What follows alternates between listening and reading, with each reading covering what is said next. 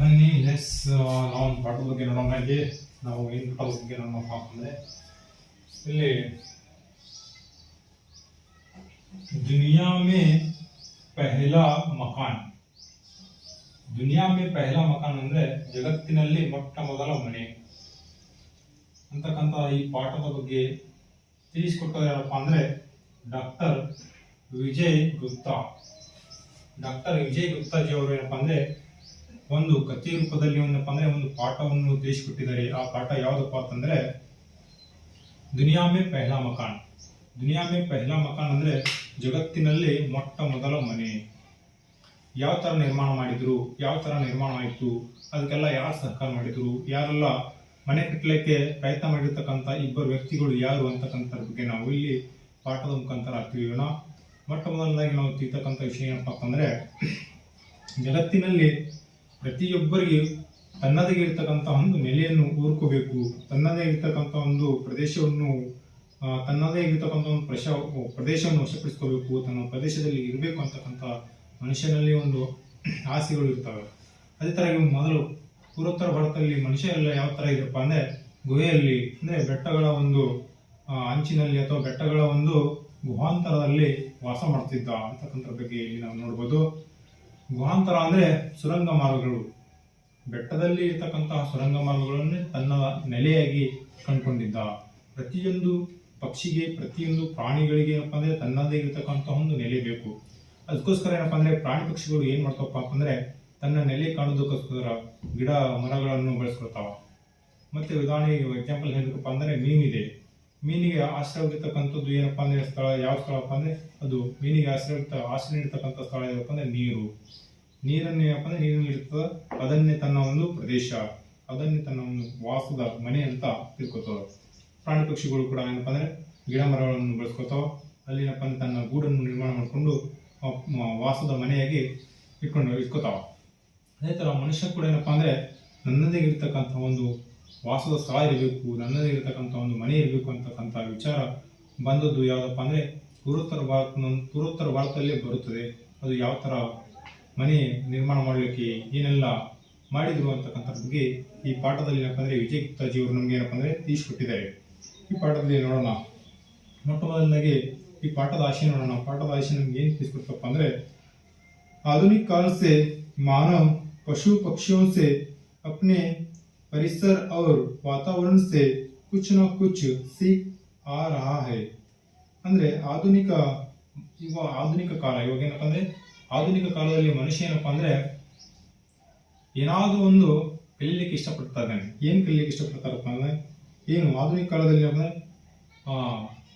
ಪಕ್ಷಿಗಳಿಂದ, ಪ್ರಾಣಿಗಳಿಂದ ಏನಪ್ಪಾ ಅಂದ್ರೆ ಏನಾದ್ರೂ ಒಂದು ತನ್ನದೇ ಇರ್ತಕ್ಕಂಥ ಒಂದು ವಿಚಾರದಿಂದ ಏನಪ್ಪ ಅಂದ್ರೆ ಕಲಿತಾ ಮನುಷ್ಯ ಏನಪ್ಪ ಅಂದ್ರೆ ಮುಂದೆ ಸಾಗ್ತಾ ಇದ್ದಾನೆ.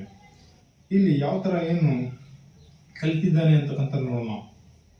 चींटियों से घिरकर उठने का साहस सीखा है और मुर्गी ने उसे सुबह जल्दी उठाने की सीख दी है. ಇರುವೆ ಏನಪ್ಪಾ ಅಂದ್ರೆ ಕಲಿಸ್ಕೊಟ್ಟಿದೆ ಮನುಷ್ಯನಿಗೆ ಅಂದ್ರೆ ಇರುವೆ ನೋಡ್ಬಿಟ್ಟು ಮನುಷ್ಯ ಏನ್ ತಿಳ್ಕೊಂಡಿದ್ದಾನಪ್ಪ ಅಂತಂದ್ರೆ ಇರುವೆ ಗೋಡೆಯನ್ನು ಏರುತ್ತದೆ ಬೀಳುತ್ತದೆ, ಏರಿ ಮತ್ತೆ ಬಿದ್ದು ಏರುವುದನ್ನು ಏನಪ್ಪಾ ಅಂದ್ರೆ ಮನುಷ್ಯ ಇರುವೆಯನ್ನು ನೋಡಿ ಕಲ್ಕೊಂಡಿದ್ದಾನೆ ಅಂತಕ್ಕಂಥವ್ರು ಇಲ್ಲಿ ಪಾಠದ ಮುಖಾಂತರ ನೋಡಬಹುದು. ನಂತರ ಇನ್ನೊಂದು ಏನಪ್ಪಾ ಅಂದ್ರೆ ಮುರುಗಿ ಇದೆ. ಇಲ್ಲಿ ಮುರುಗಿ ಇರಬಾರ್ದಿತ್ತು, ಮುರುಗ ಇರಬೇಕಿತ್ತು. ಮುರುಗ ಅಂದ್ರೆ ಹುಂಜ, ಇಲ್ಲಿ ಮುರುಗಿ ಅಂತ ಕೊಟ್ಟಿದ್ದಾರೆ. ಮುರುಗ ಅಂದ್ರೆ ಹುಂಜ. ಇಲ್ಲಿ ಪಾಠದಲ್ಲಿ ಬರ್ತಕ್ಕಂಥದ್ದು ಮುರುಗಿ ಅಂದ್ರೆ ಕೋಳಿ. ಅಂದ್ರೆ ಆಕ್ಚುಲಿ ಒದರ್ತಕ್ಕಂಥದ್ದು ಏನಪ್ಪಾ ಅಂದ್ರೆ ಮುರುಗ ಅಂದ್ರೆ ಹುಂಜ ಒದರುತ್ತದೆ. ಹುಂಜ ಏನಪ್ಪಾ ಅಂದ್ರೆ ಒದರು ಬಿಟ್ಟು ಏನಪ್ಪಾ ಅಂದ್ರೆ ಮನುಷ್ಯನಿಗೆ ಒಂದು ಜಾಗೃತಿ ಮೂಡಿಸುತ್ತದೆ. ಬೆಳಗಿನ ಜಾವ 4 ಗಂಟೆಗೆ ಅಥವಾ 5 ಗಂಟೆಗೆ ಏನಪ್ಪಾ ಅಂದ್ರೆ ಹುಂಜ ಒದರಿದ ನಂತರ ಏನಪ್ಪಾ ಅಂದ್ರೆ ಮನುಷ್ಯ ಎಚ್ಚರ ಹೋಗ್ತಾನ. ಈ ದಿನಂಪ್ರತಿ ಏನಪ್ಪಾ ಅಂದ್ರೆ ಅವ್ನಿಗೆ ರೂಢಿ ಬಿದ್ದು ಬಿಡ್ತದೆ. 4 ಗಂಟೆಗೆ ಹೇಳ್ಬೇಕು, 5 ಗಂಟೆಗೆ ಹೇಳ್ಬಿಟ್ಟು ಈ ಸಂದೇಶ ಏನಪ್ಪಾ ಅಂದ್ರೆ ಒಂದು ಹುಂಜದಿಂದ ತಿಳ್ಕೊಂಡ ಅಥವಾ ಮುರುಗಿ ಅಥವಾ ಕೋಳಿಯಿಂದ ತಿಳ್ಕೊಂಡ ಅಂತಕ್ಕಂಥ ಬಗ್ಗೆ ಈ ಪಾಠದಲ್ಲಿ ಇರ್ತಕ್ಕಂಥದ್ದು. ನಂತರ ಏನಪ್ಪಾ ಅಂದ್ರೆ ಇಲ್ಲಿ आधुनिक पशु पक्षियों की ध्वनियों का अनुकरण करते करते उसने अपनी भाषा को ಸಮೃದ್ಧ बनाया है. ಪಶು ಪಕ್ಷಿ ಅಂದರೆ ಪಶುಗಳು ಅಥವಾ ಪಕ್ಷಿಗಳು, ಪ್ರಾಣಿ ಪಕ್ಷಿಗಳ ಮುಖಾಂತರ ಏನಪ್ಪಾ ಅಂದ್ರೆ ಮನುಷ್ಯ ಏನು ಮಾಡಿಬಿಟ್ಟಿದ್ದಾನೆ, ಅದರ ಒಂದು ಶೈಲಿಯನ್ನು ಕಳ್ಕೊಂಡು ಬಿಟ್ಟಿದ್ದಾನೆ. ಅದರ ಜೊತೆ ಇದ್ದು ಅದರ ಜೊತೆ ಬೆಳ್ಕೊಂಡು ಬಿಟ್ಟು ಏನಪ್ಪಾ ಅಂದ್ರೆ ಪ್ರಾಣಿಗಳು ಯಾವ ತರ ಒದರ್ತಾವ ಆ ತರ ಧ್ವನಿ ಮಾಡ್ತಾನೆ, ಪಕ್ಷಿಗಳು ಯಾವ ತರ ಒದರ್ತಾವ ಆ ತರ ಧ್ವನಿ ಮಾಡ್ತಾನೆ. ಅಂದ್ರೆ ಪ್ರಾಣಿ ಪಕ್ಷಿಗಳ ಮುಖಾಂತರ ಇದರ ಒಂದು ಅಂಡರ್ ಗ್ರೌಂಡ್ ಅಲ್ಲಿ ವಾಸ ಮಾಡಿಬಿಟ್ಟು ಇದರ ಒಂದು ಜೊತೆಯಲ್ಲಿ ಜೀವನವನ್ನು ನಡೆಸಿಬಿಟ್ಟು ಅದರಿಂದ ಅತಿ ಹೆಚ್ಚು ಕಳ್ಕೊಂಡು ಬಿಟ್ಟಿದ್ದಾನೆ ಮನುಷ್ಯ ಅಂತಕ್ಕಂಥ ಬಗ್ಗೆ ನಾವು ನೋಡಬಹುದು. ಮತ್ತೆ ತನ್ನದೇ ಇರತಕ್ಕಂತಹ ಭಾಷೆ ಶೈಲಿ, ತಾನಲ್ಲಿ ಇರ್ತಕ್ಕಂಥ ಆಚಾರ ವಿಚಾರಗಳೇನಪ್ಪ ಅಂದ್ರೆ ಬದಲಾವಣೆ ಮಾಡ್ಕೊಂಡು ಬಿಟ್ಟಿದ್ದಾನೆ. प्रस्तुत कहानी में यही दिखाया गया है कि इंसान ने मकान बनाना भी पशु पक्षियों से सीखा. उसका सरल निरूपण इस कहानी में किया गया है. ಮುಖ್ಯವಾಗಿ ಇರತಕ್ಕಂಥದ್ದು ಏನಪ್ಪಾ ಅಂದ್ರೆ ಪಶು ಪಕ್ಷಿಗಳಿಂದ ಅಥವಾ ಪ್ರಾಣಿ ಪಕ್ಷಿಗಳಿಂದ ಮನುಷ್ಯ ಏನ್ ಮಾಡ್ದಪ್ಪ ಅಂದ್ರೆ ಮನೆ ಯಾವ ತರ ಕಟ್ಟಬೇಕು ಅಂತದ್ದನ್ನು ಈ ಪ್ರಾಣಿ ಪಕ್ಷಿಗಳಿಂದಾನೇ ಮನುಷ್ಯ ಕಲಿತಿದ್ದಾನೆ ಅಂತಕ್ಕಂಥದ್ದು ಈ ಪಾಠದ ಅಥವಾ ಈ ಕಥೆಯ ಮುಖಾಂತರ ಏನಪ್ಪಾ ಅಂದ್ರೆ ನಮ್ಗೆ ಯಾರಪ್ಪ ಅಂದ್ರೆ ವಿಜಯ ಗುಪ್ತಾಜಿಯವರು ತಿಳಿಸಿಕೊಟ್ಟಿದ್ದಾರೆ ಅಂತಕ್ಕಂಥ ಬಗ್ಗೆ ಈ ಪಾಠದಲ್ಲಿ ನೋಡೋಣ. ಮುಖ್ಯವಾಗಿ ನೋಡಪ್ಪ ಅಂದ್ರೆ मानव को सतत प्रयत्नशील होना चाहिए. ಮನುಷ್ಯನಿಗೇನಪ್ಪ ಅಂದ್ರೆ ಪ್ರತಿ ಕ್ಷಣದಲ್ಲಿ ಏನಪ್ಪ ಅಂದ್ರೆ ಪ್ರಯತ್ನಶೀಲನಾಗಿರುವುದು ಅತಿ ಮುಖ್ಯವಾಗಿರ್ತಕ್ಕಂಥದ್ದು ಅಂತ ಈ ಪಾಠದಲ್ಲಿ ಇದೆ. ಕ್ಷಣದಲ್ಲಿ ಏನಪ್ಪ ಅಂದ್ರೆ ಮನುಷ್ಯ ಏನ್ ಮಾಡೋದು, ಪ್ರಯತ್ನಶೀಲನಾಗಿರ್ಬೇಕು. ಪ್ರಯತ್ನಶೀಲನಾಗಿದ್ದಾಗ ಮಾತ್ರ ಅವನು ಏನಾದ್ರೂ ಒಂದು ಸಾಧನೆ ಮಾಡಲಿಕ್ಕೆ ಸಾಧ್ಯ, ತಾನು ಅನ್ಕೊಂಡಿದ್ದು ಮಾಡಲಿಕ್ಕೆ ಸಾಧ್ಯ, ಅವನು ಮುಂದುವರಿಲಿಕ್ಕೆ ಸಾಧ್ಯ ಅಂತ. ಪ್ರಯತ್ನಶೀಲನಾಗಿರ್ಲಿಲ್ಲ ಅಂದ್ರೆ ಮನುಷ್ಯ ಏನು ಕೂಡ ಸಾಧನೆ ಮಾಡಲಿಕ್ಕೆ ಸಾಧ್ಯ ಇಲ್ಲ. ಪ್ರಯತ್ನಶೀಲನಾಗಿರಬೇಕು. दूसरों की सहायता से वहाँ नवीन वस्तुओं को बनाना भी सीख सकता है. दूसरों की सहायता ಅಂದ್ರೆ ಬೇರೆಯವರ ಒಂದು ಸಹಾಯಕತೆಯಿಂದ, ಬೇರೆಯವರ ಒಂದು ಸಹಾಯದಿಂದ ಏನಪ್ಪಾ ಅಂದ್ರೆ ನವೀನವಾಗಿರ್ತಕ್ಕಂತಹ ಅಂದ್ರೆ ಹೊಸದಾಗಿರ್ತಕ್ಕಂತಹ ಒಂದು ವಸ್ತುಗಳನ್ನು ನಿರ್ಮಾಣ ಮಾಡಲಿಕ್ಕೆ ಸಾಧ್ಯ, ಹೊಸದಾಗಿರ್ತಕ್ಕಂತಹದ್ದು ಒಂದು ಏನಾದ್ರೂ ಕಂಡುಕೊಳ್ಳಲಿಕ್ಕೆ ಸಾಧ್ಯ, ಏನಾದ್ರೂ ಕಂಡು ಹಿಡಿಯೋಕೆ ಸಾಧ್ಯ, ಅಥವಾ ಏನಾದ್ರೂ ಸಂಶೋಧನೆ ಮಾಡಲಿಕ್ಕೆ ಸಾಧ್ಯ ಅಂತ ಏನಪ್ಪಾ ಅಂದ್ರೆ ಬೇರೆಯವರ ಒಂದು ಸಹಾಯದಿಂದ ಏನಾದ್ರೂ ಮಾಡಲಿಕ್ಕೆ ಸಾಧ್ಯ ಅಂತ ಇಲ್ಲಿ ತಿಳಿಸ್ತಾ ಇದ್ದಾರೆ. ನಾ ಕೇವಲ लोग से अपितु प्राणियों से भी हमें सीख मिलती है. ಕೇವಲ ಮನುಷ್ಯನಿಂದ ಕಲಿಯಲಿಕ್ಕೆ ಅಷ್ಟೇ ಅಲ್ಲದೆ ಪ್ರಾಣಿ ಪಕ್ಷಿಗಳಿಂದಲೂ ಕೂಡ ನಾವು ಏನಪ್ಪ ಅಂದ್ರೆ ಅಷ್ಟೇ ನಾವು ಕಲ್ಕೋಬಹುದು, ಪ್ರಾಣಿ ಪಕ್ಷಿಗಳಿಂದಲೂ ಕೂಡ ಅಷ್ಟೇ ನಾವು ತಿಳ್ಕೋಬಹುದು ಅಂತಕ್ಕಂಥದ್ರ ಬಗ್ಗೆ ಇಲ್ಲಿ ಪಾಠದಲ್ಲಿ ತಿಳಿಸ್ತಕ್ಕಂಥದ್ದು ಕವಿಗಳು ನಮ್ಗೆ ಏನಪ್ಪ ಅಂದ್ರೆ ತಿಳಿಸಿಕೊಟ್ಟಿದ್ದಾರೆ. पूर्वोत्तर भारत में बसने वाले सिंपो आदिवासियों में जो कहानियां कही जाती है उसके अनुसार सबसे पहले आदमी को मकान बनाना बहुत से पशुओं ने सिखाया है. पूर्वोत्तर ಭಾರತದಲ್ಲಿ ಅಂದ್ರೆ ಪೂರ್ವೋತ್ತರ ಭಾರತ ಅಂದ್ರೆ ಇಲ್ಲಿ ಉತ್ತರ ಭಾರತ, ಇಲ್ಲಿ ಉತ್ತರ ಭಾರತ, ಇದು ಕೆಳಗಿನ ದಕ್ಷಿಣ ಭಾರತ, ಈ ಕಡೆ ಏನಪ್ಪ ಅಂದ್ರೆ ಪಶ್ಚಿಮ ಭಾರತ, ಈ ಕಡೆ ಏನಪ್ಪ ಅಂದ್ರೆ ಪೂರ್ವ ಭಾರತ. ಇಲ್ಲಿ ನಮಗೆ ಬೇಕಾಗಿರ್ತಕ್ಕಂಥದ್ದು ಪಾಠದಲ್ಲಿ ಯಾವಾಗ ಅಂದ್ರೆ ಪೂರ್ವೋತ್ತರ ಭಾರತ ನಮಗೆ ಬೇಕಾಗಿದೆ. ಪೂರ್ವೋತ್ತರ ಭಾರತದಲ್ಲಿ ಆದಿವಾಸಿ ಜನರು ಇದ್ರು. ಯಾರಪ್ಪ ಅಂದ್ರೆ ಆದಿವಾಸಿ ಜನರು. ಆ ಆದಿವಾಸಿ ಜನರು ಯಾರಪ್ಪ ಅಂತಂದ್ರೆ ಸಿಂಕೋ. ಇದನ್ನು ನೆನ್ಪಿಟ್ಕೋಬೇಕು. ಸಿಂಕೋ ಆದಿವಾಸಿ ಜನರು ಎಲ್ಲಿದ್ರು? ಪೂರ್ವೋತ್ತರ ಭಾರತದಲ್ಲಿ ಇದ್ದರು. ಅವ್ರು ಏನ್ ಮಾಡಿದ್ರಪ್ಪ ಅಂತಂದ್ರೆ ಮನೆಯನ್ನು ಕಟ್ಕೋಬೇಕು ಅಂತ ನಿರ್ಣಯ ಮಾಡ್ತಾರೆ. ಮನೆ ಕಟ್ಕೋಬೇಕು ಅಂತಕ್ಕಂಥದ್ದು ಅವರ ಒಂದು ಆಸೆ ಇರ್ತದೆ. ಮಕಾನ್ ಬನಾನಾ ಬಹುತ್ ಸಿ ಪಶುओं ने ಸಿಕಾಯ. ಆ ಆದಿವಾಸಿ ಜನರಿಗೇನಪ್ಪ ಅಂದ್ರೆ ಮನೆಯನ್ನು ಕಟ್ಕೋಬಹುದು ಅಂತ ಪ್ರಾಣಿ ಪಕ್ಷಿಗಳಿಂದ ತಿಳಿದು ಬರುತ್ತದೆ. ಅಂದ್ರೆ ಮನೆ ಕಟ್ಕೊಳ್ತಕ್ಕಂಥ ಒಂದು ಅವಶ್ಯಕತೆ ಬೀಳ್ತದ. ಬಿದ್ದ ನಂತರ ಅವರಿಗೆ ಸಹಕಾರ ಮಾಡಿದವರು ಯಾರಪ್ಪ ಅಂದ್ರೆ ಪ್ರಾಣಿ ಮತ್ತು ಪಕ್ಷಿಗಳು ಯಾವ ತರ ಸಹಕಾರ ನೀಡಿದ್ರು ಅಂತಕ್ಕಂಥ ಬಗ್ಗೆ ಈ ಪಾಠದಲ್ಲಿ ನೋಡೋಣ. ಈ ಪಾಠದಲ್ಲಿ ಮುಖ್ಯವಾಗಿರ್ತಕ್ಕಂತಹದ್ದು ಪ್ರಪ್ರಥಮವಾಗಿ ತಿಳಿಯತಕ್ಕಂಥ ಹಲವಾರು ಅಂಶಗಳಿದಾವೆ. उन दिनों आदमी गुफाओं में और पेड़ों के नीचे रहता था. ಅಂದಿನ ಕಾಲದಲ್ಲಿ ಮನುಷ್ಯ ಎಲ್ಲಿರ್ತಪ್ಪ ಅಂದ್ರೆ ಗುಹೆಯೊಳಗೆ ಅಥವಾ ಬೆಟ್ಟದ ಕೆಳಗಡೆ ಇರತಕ್ಕಂತಹ ಸುರಂಗ ಮಾರ್ಗಗಳು ಅಥವಾ ಗುಹೆಗಳಲ್ಲಿ ವಾಸ ಮಾಡ್ತಿದ್ದ.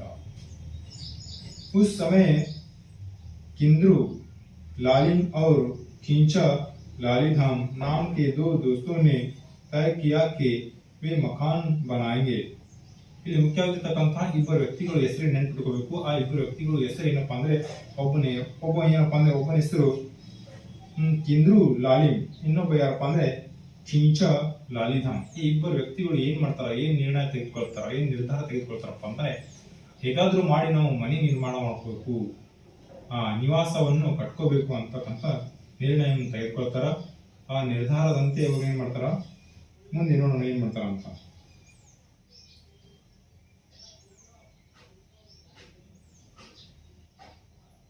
मुश्किल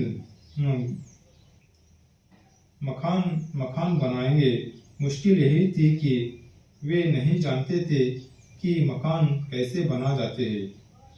ಅಂದ್ರೆ ಇವರು ಮನೆ ನಿರ್ಣಯ ಮಾಡ್ಕೊಳ್ಳಿಕ್ಕೆ ನಿರ್ಧಾರ ಮಾಡ್ತಾರೆ. ಆದ್ರೆ ಇವ್ರು ಏನಪ್ಪಾ ಅಂದ್ರೆ ಒಂದು ತೊಂದರೆ ಏನಿತ್ತಪ್ಪ ಅಂದ್ರೆ ಮನೆ ಯಾವ ತರ ನಿರ್ಮಾಣ ಮಾಡ್ಕೋಬೇಕು ಅಂತಕ್ಕಂಥದ್ರ ಬಗ್ಗೆ ಅವ್ರಿಗೆ ತಿಳಿದಿರ್ಲಿಲ್ಲ, ಅವ್ರಿಗೆ ಗೊತ್ತಿರ್ಲಿಲ್ಲ. ಇದೇ ಅವ್ರಿಗೆ ಏನಪ್ಪಾ ಅಂದ್ರೆ ಮುಖ್ಯವಾಗಿರ್ತಕ್ಕಂಥ ಒಂದು ತೊಂದರೆ ಇತ್ತು. ಆ ತೊಂದರೆಯನ್ನು ನಿವಾರಣೆ ಯಾರು ಮಾಡ್ತಾರ ಅಂತಕ್ಕಂಥ ಬಗ್ಗೆ ನೋಡೋಣ. इसलिए वे पक्षियों से पूछताछ करने के लिए जंगल की ओर चल पड़े. ಇದಕ್ಕೋಸ್ಕರ ಅವ್ರು ಗೊತ್ತಿರ್ಲಿಲ್ಲ ಮನೆ ಯಾವ ತರ ನಿರ್ಮಾಣ ಮಾಡ್ಕೋಬೇಕಂತ ಅವ್ರು ಗೊತ್ತಿರ್ಲಿಲ್ಲ. ಇದಕ್ಕೋಸ್ಕರ ಅವ್ರು ಏನ್ ಮಾಡ್ತಾರಪ್ಪ ಅಂದ್ರೆ ಪಶು ಪಕ್ಷಿ ಅಂದ್ರೆ ಪ್ರಾಣಿ ಪಕ್ಷಿಗಳಿಂದ ನಾವು ಕೇಳ್ಕೊಂಡು ತಿಳಿಯೋಣ ಅಂತ ಏನ್ ಮಾಡ್ಬಿಡ್ತಾರ, ಅವರು ಕಾಡಿನ ಕಡೆಗೆ ಹೊರಡ್ತಾರೆ. ಕಾಡಿನ ಕಡೆಗೆ ತಮ್ಮ ಪ್ರಯಾಣವನ್ನು ಬೆಳೆಸ್ತಾರೆ. ಪ್ರಯಾಣ ಬೆಳೆಸಿದ ನಂತರ ಅವ್ರಿಗೆ ಯಾರು ಸಹಾಯ ಮಾಡ್ತಾರೆ ನೋಡೋಣ. उनकी मुलाकात सबसे पहले हाथी से हुई. दोनों दोस्तों ने हाथी को नमस्कार किया. फिर कहा, हाथी भाई, हम लोग मकान बनाना चाहते हैं. आप बता सकते हैं कि मकान कैसे बनाया जाते हैं. ಪ್ರಪ್ರಥಮವಾಗಿ ಕಾಡಿಗೆ ಹೋಗ್ತಾರ. ಯಾರು ಕೇಳ್ಕೊಂಡ್ಬಿಟ್ಟು ಮನೆ ಕಟ್ಟಬೇಕಂತ ಪ್ರಾಣಿ ಪಕ್ಷಿಗಳಿಗೆ ಅವರೊಂದು ಸಹಕಾರದಿಂದ ಮನೆ ಕಟ್ಕೋಬೇಕು ಅಂತ ಕಾಡಿನ ಅಂಚಿನ ಕಡೆ ಹೋಗ್ತಿರ್ತಾರೆ. ಅವ್ರು ಪ್ರಪ್ರಥಮವಾಗಿ ಭೇಟಿ ಯಾರಿಗೆ ಆಗ್ತಾರಪ್ಪ ಅಂದ್ರೆ ಆನೆಯನ್ನು ಭೇಟಿ ಆಗ್ತಾರೆ. ಹಾತಿ ಅಂದ್ರೆ ಆನೆಯನ್ನು ಭೇಟಿ ಆಗ್ತಾರೆ. ಆ ಆನೆಯನ್ನು ನಮಸ್ಕಾರ ಮಾಡ್ತಾರೆ. ನಮಸ್ಕಾರಗಳು ಅಂತ ಹೇಳ್ತಾರೆ. ಹೇಳಿದ ನಂತರ ಇಬ್ರು ಒಂದು ನಿರ್ಧಾರವನ್ನು ಮಾಡಿದ್ದೇವೆ. ಏನ್ ನಿರ್ಧಾರ ಮಾಡಿದಪ್ಪ ಅಂದ್ರೆ ಒಂದು ಮನೆ ಕಟ್ಕೋಬೇಕು ಅಂತ ನಿರ್ಧಾರ ಮಾಡಿದ್ದೇವೆ. ಅದು ಹೇಗೆ ಕಟ್ಕೋಬೇಕು ಅಂತ ನಮ್ಗೆ ಗೊತ್ತಿಲ್ಲ, ನೀವು ನಮ್ಗೆ ಏನಪ್ಪ ಅಂದ್ರೆ ಸಹಾಯ ಮಾಡೋದು ನಮ್ಗೆ ಹೇಳ್ಕೊಡುವಂತ ಆನೆಯನ್ನು ಕೇಳ್ಕೊಳ್ತಾರೆ. आने ये हाथी बोला, इसमें क्या कठिनाई है? पेड़ों से लकड़ी के इतने मोटे और मजबूत गोले काट लो जितने मेरे पैर है. ಇದರಲ್ಲಿ ಅಂಥದ್ದೇನು ಕಠಿಣತೆ ಇಲ್ಲ. ಇದರಲ್ಲಿ ಏನು ಅಂಥದ್ದು ಕಠಿಣತೆ ಇದೆ? ನೀವೇನ್ ಮಾಡ್ರಿ ಒಂದು ಕೆಲಸ ಏನಪ್ಪಾ ಅಂದ್ರೆ ನನ್ನ ಕಾಲಿನ ಆಕಾರದಲ್ಲಿ ಏನಪ್ಪಾ ಅಂದ್ರೆ ನೀವು ಕಟ್ಟಿಗೆ ತುಂಡನ್ನು ಕಡ್ಕೊಂಡು ಬನ್ನಿ ಅಂತ ಹೇಳ್ತಾರೆ. ಮಜಬೂತ್ ಗೋಲೆ ಕಡ್ಲು ಅಂದ್ರೆ ಮಜಬೂತ್ ಅಂದ್ರೆ ಗಟ್ಟಿಯಾಗಿರ್ತಕ್ಕಂಥದ್ದು, ಅಥವಾ ಗೋಲೆ ಅಂದ್ರೆ ಗೋಲಾಗಿರ್ತಕ್ಕಂಥ, ಉದ್ದ ಆಗಿರ್ತಕ್ಕಂಥ, ದಪ್ಪಾಗಿರ್ತಕ್ಕಂಥ ಕಟ್ಟಿಗೆ ತುಂಡನ್ನು ಕಟ್ ಮಾಡ್ಕೊಂಡು ಬನ್ನಿ, ತೆಗೆದುಕೊಂಡು ಬನ್ನಿ ಅಂತ ಹೇಳಿ. दोनों दोस्तों ने आगे पूछा, इसके बाद क्या करना चाहिए तो क्या करना पड़ेगा? हाथी ने उत्तर दिया, आगे की बात तो मैं नहीं जानता, मुझे रत्ती बराबर भी पता नहीं. ಇಬ್ಬರು ಗೆಳೆಯರು ಏನು ಕೇಳ್ಕೊತಾರೆ, ಇಬ್ಬರು ಗೆಳೆಯರು ಆನೆಯನ್ನು ಮತ್ತೆ ಏನ್ ಮಾಡಬೇಕು, ಕಟ್ಟಿಗೆಯನ್ನು ಕಡ್ಕೊಂಡು ಬಂದ ನಂತರ ಮತ್ತೆ ಮುಂದೆ ಏನ್ ಮಾಡ್ಬೇಕು ಅಂತ ಕೇಳ್ತಾರೆ. ಅವಾಗ ಆನೆ ಏನ್ ಹೇಳ್ತಪ್ಪ ಅಂದ್ರೆ ಇದರ ಮುಂದೆ ಏನ್ ಮಾಡ್ಬೇಕು ಅಂತಕ್ಕಂಥ ಬಗ್ಗೆ ನನಗೆ ಒಂದು ಚೂರು ಕೂಡ ನನಗೆ ಗೊತ್ತಿಲ್ಲ, ನನ್ಗೆ ಎಷ್ಟು ಗೊತ್ತಿತ್ತು ನಾನು ಅಷ್ಟು ಹೇಳಿದ್ದೇನೆ ನಿಮ್ಗೆ ಅಂತ ಹೇಳಿ. ಮುಂದೆ दोनों दोस्तों आगे बढ़े. रास्ते में उन्हें सांप मिला. दोस्तों ने सांप को रोका, उसे नमस्कार किया. ದಾರಿ ಮತ್ತೆ ಇಬ್ಬರು ಸ್ನೇಹಿತರು ದಾರಿಯಲ್ಲಿ ಹೋಗ್ತಕ್ಕಂಥ ಸಂದರ್ಭದಲ್ಲಿ ಒಂದು ಹಾವು ಸಿಗುತ್ತದೆ. ಆ ಹಾವಿಗೆ ಏನಪ್ಪಾ ಅಂದ್ರೆ ನಮಸ್ಕಾರ ಮಾಡ್ತಾರೆ. ನಮಸ್ಕಾರ ಮಾಡಿಬಿಟ್ಟು ಕರೀತಾರೆ, ನಿಲ್ಲು ಅಂತ. ಹಾವು ನಿಲ್ತದೆ. ನಿಲ್ಲ ನಂತರ सांप भाई हम लोग घर बनाना चाहते हैं, आप बता सकते हैं कि कैसे बनाया जाए. ಹಾವು ಸ್ನೇಹಿತನೇ, ನೀನು ನಮ್ಗೆ ಹೆಲ್ಪ್ ಮಾಡು, ನಾವು ಮನೆ ಕಟ್ಟಬೇಕಂತ ನಿರ್ಧಾರ ಮಾಡಿದ್ದೀವಿ, ಮನೆ ಯಾವ ತರ ಕಟ್ಟಬೇಕು ಅಂತ ನಮ್ಗೆ ಹೇಳು ಅಂತ ಹಾವಿಗೆ ಇಬ್ಬರು ಸ್ನೇಹಿತರು ಕೇಳ್ಕೊತಾರೆ.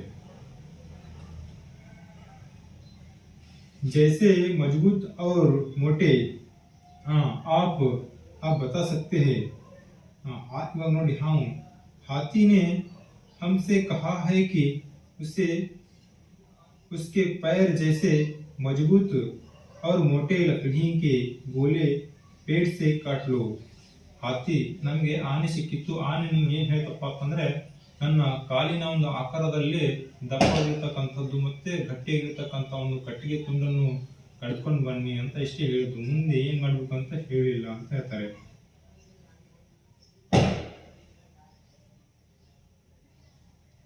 आगे की बात वो नहीं जानता था. ಮುಂದೆ ಏನ್ ಮಾಡ್ಬೇಕು ಅಂತ ಅದಕ್ಕೆ ಗೊತ್ತಿರಲಿಲ್ಲ, ಅದು ನಮ್ಗೆ ಹೇಳು ಕೂಡ ಇರಲಿಲ್ಲ.